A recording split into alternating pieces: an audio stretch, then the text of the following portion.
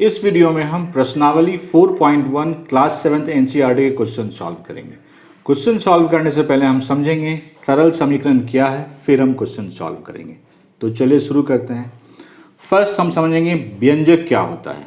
जैसे मैं लिखता हूँ x + 5, ये एक व्यंजक है। 2x + 8, ये भी एक व्यंजक है। व्यंजक को पहचानेंगे कैसे हम? व्यंजक में बराबर का चिन्ह कहीं नहीं होता है। जिसमें बराबर का चिन्ह नहीं हो उसको कहते हैं व्यंजक। इसमें कहीं बराबर का चिन्ह नहीं है, इसका मतलब ये व्यंजक है। अब आते हैं समीकरण में। समीकरण में बराबर का चिन्ह होता है और बराबर के दोनों तरफ कुछ न कुछ होता है। जैसे मैं लिखता हूं यहां पे x + 5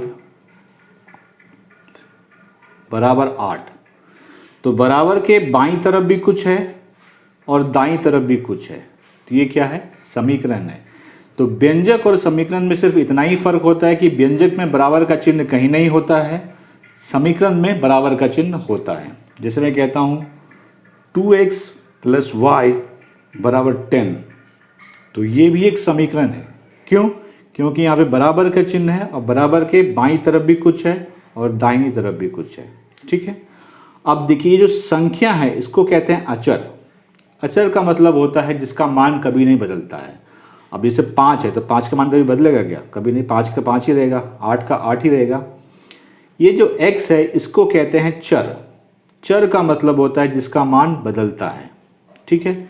या फिर आप ये ऐसा समझ लीजिए, अगर संख्या के जगह पे कोई अल्फ़ाबेट यूज़ करते हैं, हम कोई वर्ड यूज़ करते हैं, हमने यहाँ पे x यूज़ किया, उसको चर कहते हैं। तो यहाँ पे x नहीं, यहाँ पे कोई भी अल्फ़ाबेट यूज़ कर सकते हैं आप, A B C, जो स्मॉल लेटर्स में हो कुछ भी यूज़ कर सकते हैं। ठीक है। तो ये हो गया आपका व्यंजक, ये हो गया समीकरण। अब हम लोग देखेंगे समीकरण को हल कैसे करते हैं। ठीक है। जैसे मैं यही समीकरण ले रहा हूँ, इसको हमें हल करना है। देखिए, बराबर के जो इस तरफ चीज़ होता है उसको कहते हैं बायां पक्ष हिंदी में, या फिर कहते हैं लेफ्ट हैंड साइड। तो x + 5 लेफ्ट हैंड साइड में है और बराबर के दाहिने तरफ जो चीज़ होता है उसको कहते हैं दायां पक्ष, या इंग्लिश में कहते हैं राइट हैंड साइड। समीकरण का हल का मतलब होता है x के वो मान जिसके लिए लेफ्ट हैंड साइड और राइट हैंड साइड दोनों बराबर हो जाए। तो अब देखिए यहाँ पे राइट हैंड साइड में हमारे पास 8 है, तो लेफ्ट हैंड साइड में x के जगह पे क्या रखेंगे कि ये 8 हो जाएगा। अगर यहाँ पे 3 रख दें तो 3 + 5 8 हो जाएगा और लेफ्ट हैंड साइड और राइट हैंड साइड इक्वल हो जाएगा। तो रखिए x = 3, तो लेफ्ट हैंड साइड में x + 5 है, मतलब 3 + 5 8, तो लेफ्ट हैंड साइड भी 8 आया है और राइट हैंड साइड भी 8 है।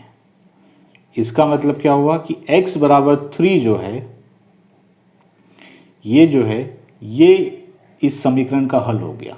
x = 3 इस समीकरण का हल हो गया, क्योंकि x = 3 के लिए लेफ्ट हैंड साइड भी 8 आ रहा है और राइट हैंड साइड भी 8 आ रहा है। प्रश्नावली 4.1 सॉल्व करने के लिए आपको इतने ही कॉन्सेप्ट की ज़रूरत थी। अब हम लोग इस पे बेस्ड जो क्वेश्चन है, क्वेश्चन सॉल्व करेंगे। क्वेश्चन 1 है, निम्नलिखित सारणी के अंतिम स्तंभ को पूरा कीजिए। ये सारणी हमें दी हुई है, इसका जो अंतिम स्तंभ है, ये वाला स्तंभ है, ये हमें पूरा करना है।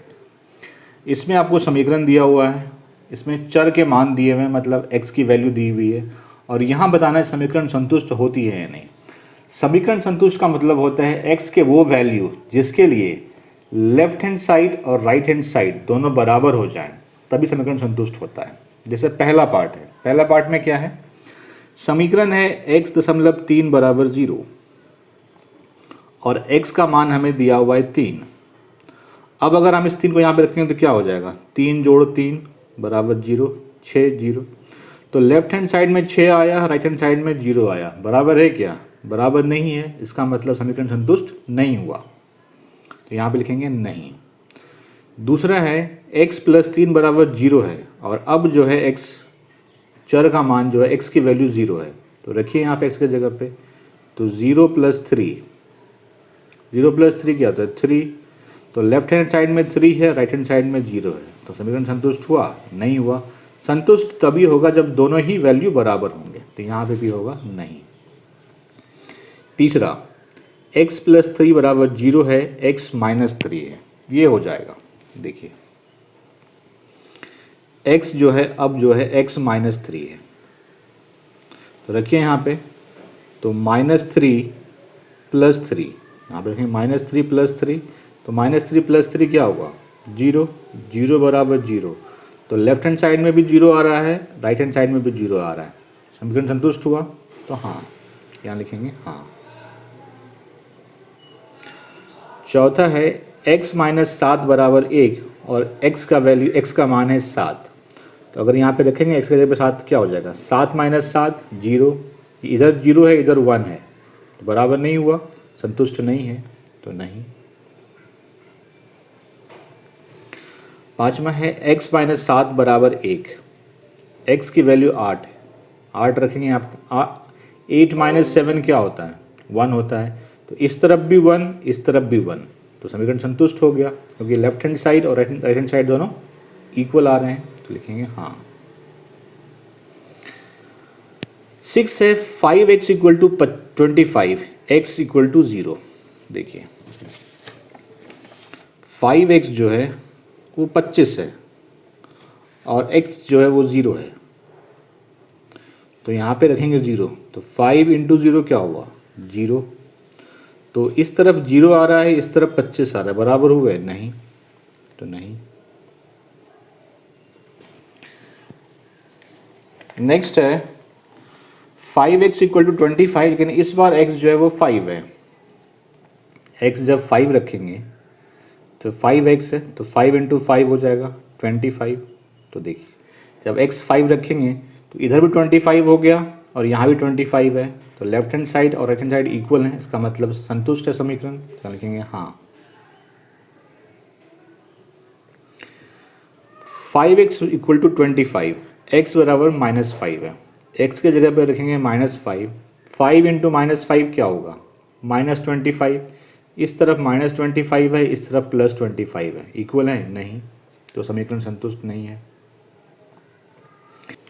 9th पार्ट, m/3 2 के बराबर है और m का मान -6 है, समीकरण संतुष्ट है ये नहीं बताना है। देखिए m/3 2 है और m का मान क्या है -6 है, यहाँ पे रखिए -6, -6/3, 3 से 2 बार में कटेगा तो -2, तो इस तरफ -2 आ रहा है इस तरफ 2 आ रहा है, दोनों बराबर नहीं है, तो समीकरण संतुष्ट नहीं है।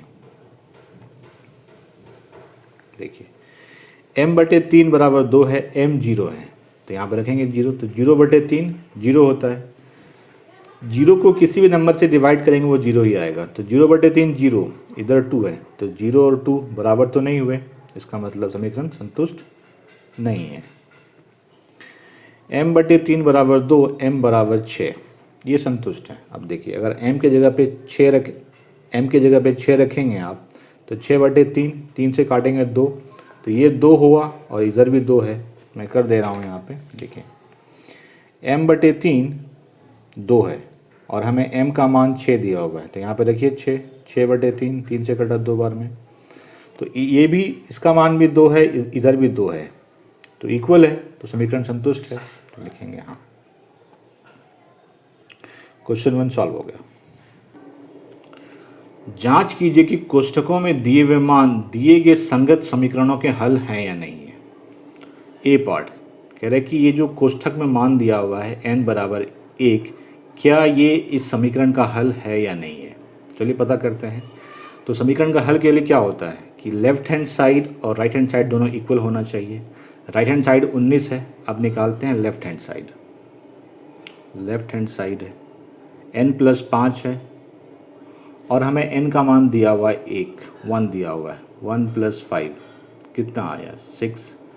लेफ्ट हैंड साइड 6 है और राइट हैंड साइड 19 है, तो बराबर तो नहीं हुए, नहीं बराबर है तो समीकरण का हल नहीं है, क्योंकि बराबर होते तभी हल होता। तो लिखिए चूँकि लेफ्ट हैंड साइड बराबर नहीं है राइट हैंड साइड के, इसीलिए n बराबर 1 समीकरण का हल नहीं है, समीकरण का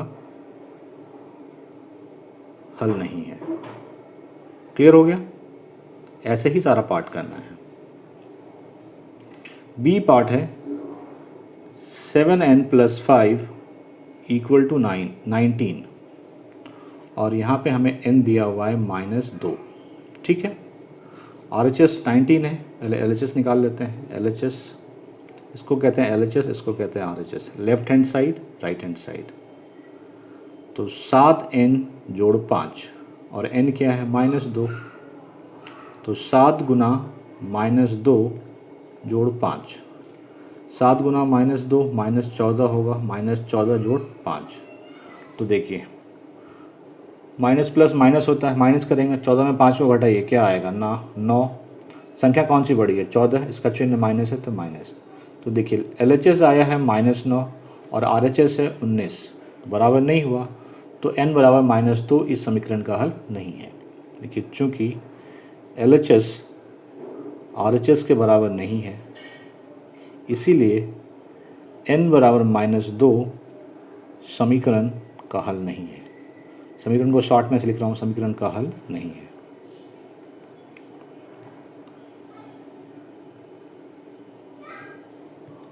इसमें है 7n + 5 = 19 और n यहाँ पे 2 है।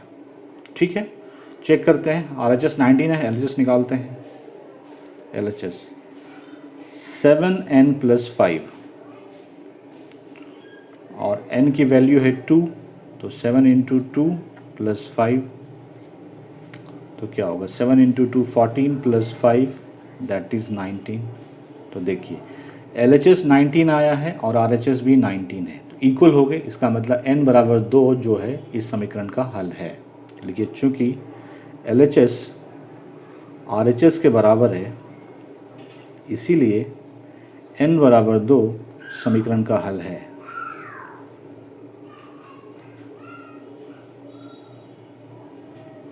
हल है। D 4p - 3 = 13 और p की वैल्यू हमें 1 दी हुई है। चेक करते हैं। RHS 13 है, LHS निकालते हैं। LHS 4p - 3, p की वैल्यू 1 है, तो 4 × 1 -3, 4 - 3, 4 - 3 क्या आया 1। तो LHS 1 है और RHS 13 है, मतलब कि इसका हल p बराबर 1 इस समीकरण का हल नहीं है। तो देखिए चूँकि बराबर नहीं है RHS के, LHS बराबर नहीं है RHS के, इसीलिए p बराबर 1 समीकरण का हल नहीं है।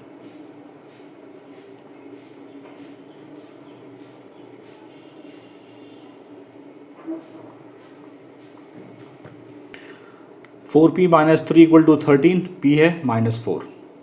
ठीक है, RHS 13 है, LHS निकालिए।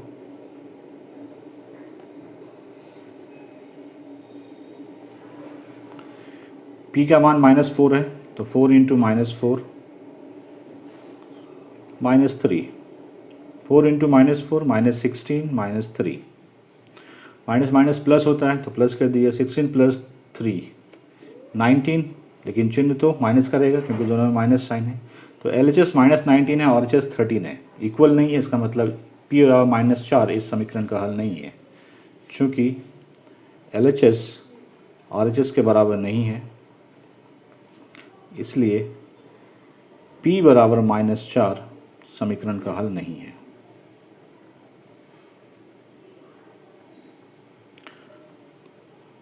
नहीं है। F लास्ट पार्ट है 4p 4p - 3 = 13 और यहाँ पे p का मान जो है वो दिया हुआ है 0। LHS 13 है, RHS 13 है, LHS निकालते हैं। LHS 4p - 3, p 0 है, 4 × 0 - 3, 4 × 0 0 0 -3 -3, तो LHS -3 RHS 13 तो नहीं है, समीकरण का हल नहीं है। देखिए चूँकि LHS RHS के इक्वल नहीं है, अतः या फिर त P बराबर 0 समीकरण का हल नहीं है।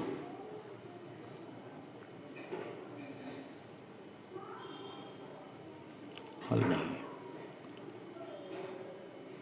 क्वेश्चन 2 सॉल्व होगा। प्रयत्न और भूल विधि से निम्नलिखित समीकरण को हल कीजिए। इन समीकरण को हल करना है प्रयत्न और भूल विधि। प्रयत्न और भूल विधि का मतलब होता है कि इसमें हम, जैसे कि पहला वाला पार्ट है 5p + 2 = 17, तो यहाँ p के जगह पे हम रैंडमली मतलब अपने मन से मान रखते जाएंगे और जिस मान के लिए लेफ्ट हैंड साइड और राइट हैंड साइड बराबर हो जाएगा वो हल होगा और बाकी हल नहीं होंगे। देखिए स्टार्ट करते हैं ऐसे, मैं p के जगह पे पहले 1 रखता हूँ, p बराबर 1, तो जब p 1 रखेंगे तो लेफ्ट हैंड साइड क्या आएगा 5 × 1 + 2, 5 × 1 5, 5 + 2 7 आएगा। तो लेफ्ट हैंड साइड 7 आया, राइट हैंड साइड 17 है, तो नहीं है इसका हल।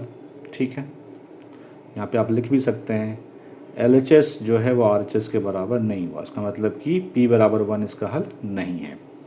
P बराबर 2 रखते हैं तो क्या हो जाएगा 5 × 2 + 2, 5 × 2 10, 10 + 2 12 हो गया।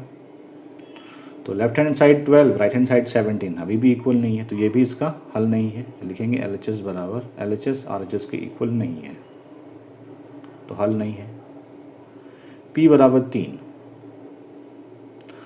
ऐसे मैंने 1 रखा तो -1 भी रख सकते थे आप, 2 -2 अपने हिसाब से आप, मतलब कि कम से कम स्टेप में हो जाए वैसा कुछ करना चाहिए। P बराबर 3 रखते हैं तो 5 × 5p है तो 5 × 3 + 2, 5 × 3 15, 15 + 2 17। तो देखिए LHS भी 17, ये भी 17, ये भी 17, तो मतलब P बराबर 3 इसका हल है। लिखिए सिंस LHS = RHS = 17, देयरफॉर इसलिए P बराबर 3 समीकरण का हल है, समीकरण का हल है। इसी तरह से हम सेकेंड पार्ट सॉल्व करेंगे। 3m - 14 = 4। तो चलिए प्रयत्न और भूल विधि लगाते हैं। तो m को पहले हम 1 रखते हैं, m बराबर 1। तो जब m 1 रखेंगे तो इसका क्या मान आएगा लेफ्ट हैंड साइड का 3 × 1 -14, 3 - 14, ये प्लस है ये माइनस है, तो प्लस माइनस माइनस होता है, तो 14 में 3 घटाएंगे 11 आएगा, और चिन्ह किसका आएगा जो बड़ी संख्या है -11। तो LHS -11 है और RHS 4 है, बराबर नहीं है, छोड़ दीजिए उसको, हल नहीं है उसका। m बराबर 2 रखिए, पुट कीजिए LHS में, 3 × 2 -14, 6 - 14, प्लस माइनस माइनस होगा, 14 में 6 घटाएंगे 8 होगा, चिन्ह इसका आएगा तो -8 हो गया। तो LHS -8, RHS 4, ये भी नहीं है। m बराबर 3 देखते हैं, 3 × 3 -14, 9 - 14, 14 में 9 जाएगा क्या बचेगा 5, चिन्ह इसका आएगा तो -5। तो LHS -5, RHS 4, ये भी नहीं इसका सॉल्यूशन, हल नहीं है। m बराबर 4, पुट कीजिए, 3 × 4 -14, 4 × 12, 12 - 14, प्लस माइनस माइनस, 14 में 12 घटाएंगे 2 आएगा, चिन्ह इसका माइनस का आएगा। LHS -2, RHS 4, ये भी नहीं है। m बराबर 5 रखते हैं, तो 3 × 5 -14, 15 -14, 1 आया। LHS 1 है और RHS 4 है, ये भी नहीं है। 6 रखते हैं, m = 6, तो 3m, तो 3 × 6 -14, 6 × 18, 18 - 14 कितना आया 4, तो LHS 4 आया और RHS भी 4 है, तो m बराबर 6 जो है इसका हल होगा। देखिए यहाँ पे, चूँकि LHS बराबर RHS equal to 4, therefore M equal to 6 इस समीकरण का हल है।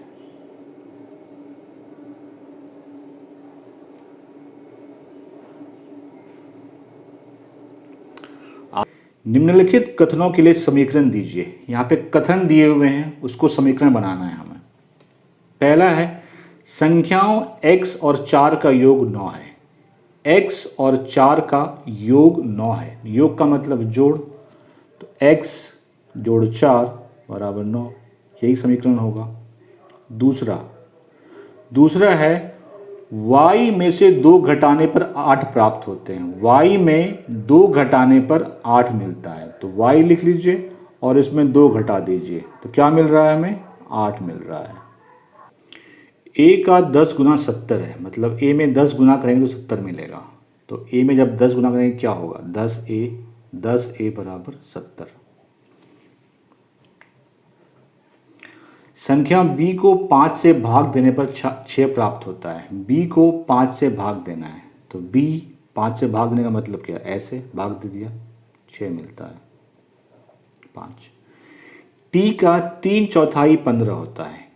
3/4 मतलब होता है 3/4, 3/4 इसी को कहते हैं। कह रहे t का, तो t लिख दिया यहाँ पे, t का 3/4 15 है, तो बराबर 15। m का 7 गुना और 7 का योगफल आपको 70 देता है। m को 7 से गुना करना है और उसमें 7 जोड़ना है, तो आपको 70 मिलेगा।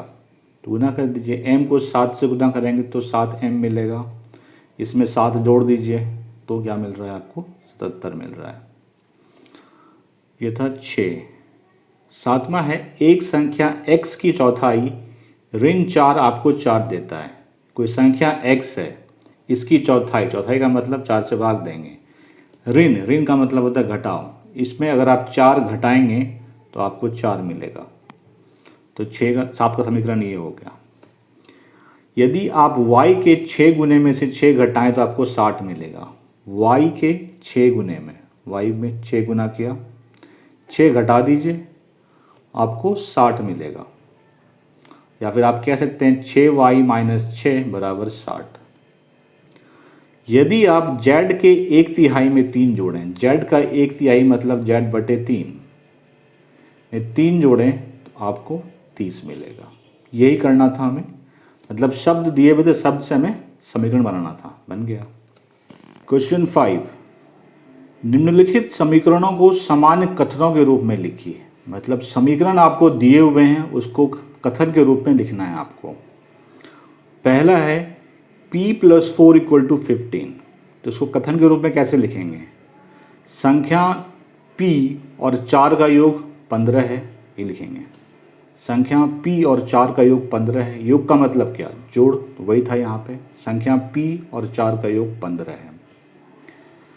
दूसरा है m - 7 बराबर 3, तो m में 7 घटाने पे 3 मिल रहा है, तो लिखेंगे m में 7 घटाने पर 3 प्राप्त होता है।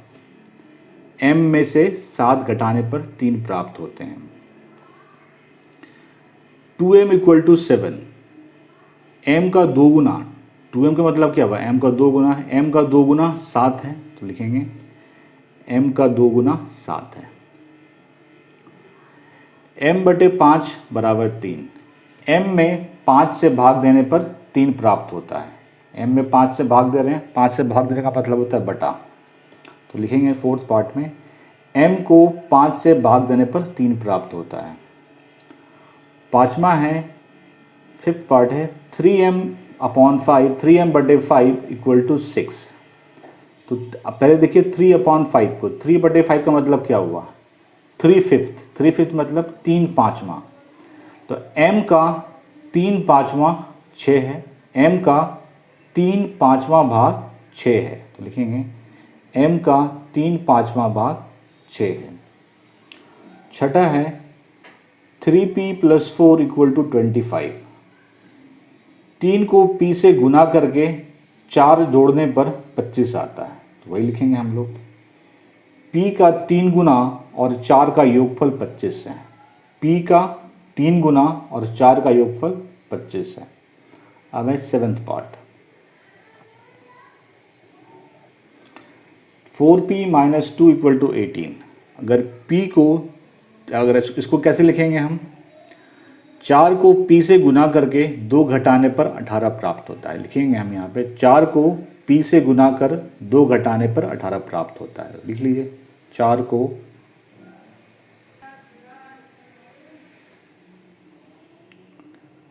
2 घटाने पर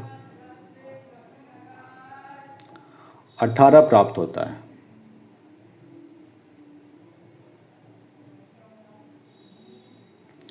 लास्ट पार्ट है 8th पार्ट। P का आधा है, P/2 है, P/2 + 2 18 है। P/2 का मतलब क्या? P का आधा, P के आधे में 2 को जोड़ने पे 18 मिल रहा है, तो लिखेंगे हम P के आधे में 2 जोड़ने पर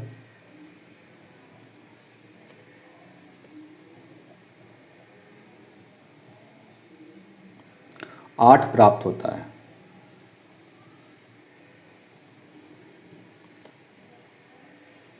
सारे पार्ट सॉल्व हो गए।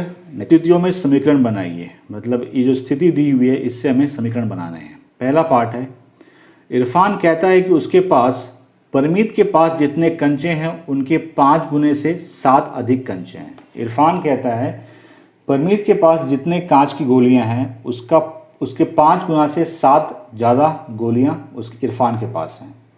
इरफान के पास 37 कंचे हैं। ठीक है, हमने यहाँ क्वेश्चन में हिंट भी दिया हुआ है कि परमीत के कंचों की संख्या को m ले लीजिए। मैंने मान लिया परमीत के पास m कंचे हैं, m कंचे हैं, तो इरफान के पास 37 हैं। तो इरफान कहता है कि जो परमीत के पास है उसके 5 गुने, तो m है, m का 5 गुना मतलब क्या हुआ 5m गुने से 7 अधिक कंचे हैं, तो ये 5m + 7 क्या होगा 37। इरफान के पास 37 कंचे हैं और इरफान कहता है परमीत के पास जो कंचे हैं वो उसके 5 गुना से 7 ज़्यादा है, तो ये समीकरण बनेगा। Therefore 5m + 7 = 37। दूसरा है, लक्ष्मी के पिता की आयु 49 वर्ष है। उनकी आयु लड़की की आयु के 3 गुने से 4 वर्ष अधिक है। ठीक है, लक्ष्मी के पिता की आयु 49 वर्ष है और जो उनकी आयु है लक्ष्मी के पिता की वो लड़की की आयु के 3 गुने से 4 वर्ष ज़्यादा है। तो यहाँ पे लिखा हुआ है कि आप मान लीजिए कि लक्ष्मी की आयु को y वर्ष लीजिए। तो मैंने मान लिया कि लक्ष्मी की आयु y वर्ष है। ठीक है, तो इसके 3 गुना, 3 गुना मतलब क्या हुआ 3y से 4 ज़्यादा इसके पिता की उम्र है और इसके पिता की उम्र कितनी है 49। ये इसका सॉल्यूशन हो गया। अध्यापिका बताती है कि उनकी कक्षा में एक विद्यार्थी द्वारा प्राप्त किए गए अधिकतम अंक प्राप्त किए न्यूनतम अंक का 2 गुना धन 7 है। प्राप्त किए गए अधिकतम अंक 87 है। कह रहे हैं कि एक अध्यापिका बताती है कि उसी कक्षा में एक विद्यार्थी का अधिकतम अंक जो है उस कक्षा में प्राप्त न्यूनतम अंक का 2 गुना से 7 ज़्यादा है। ठीक है, अधिकतम अंक 87 है। तो मैं मान लेता हूँ कि विद्यार्थी द्वारा प्राप्त न्यूनतम अंक है L। यहाँ पे लिखा है कि L ले लीजिए, L कह रहा है कि न्यूनतम अंक का 2 गुना, तो लिखिए न्यूनतम अंक का 2 गुना से 7 ज़्यादा, धन का मतलब होता है जोड़, 7 ज़्यादा, यही है अधिकतम अंक और वो कितना है 87। समद्विबाहु त्रिभुज में शीर्ष कोण प्रत्येक आधार कोण का दुगुना है। याद रखिए कि त्रिभुज के तीनों कोणों का 180 डिग्री होता है। पहले समझिए समद्विबाहु त्रिभुज होता क्या है।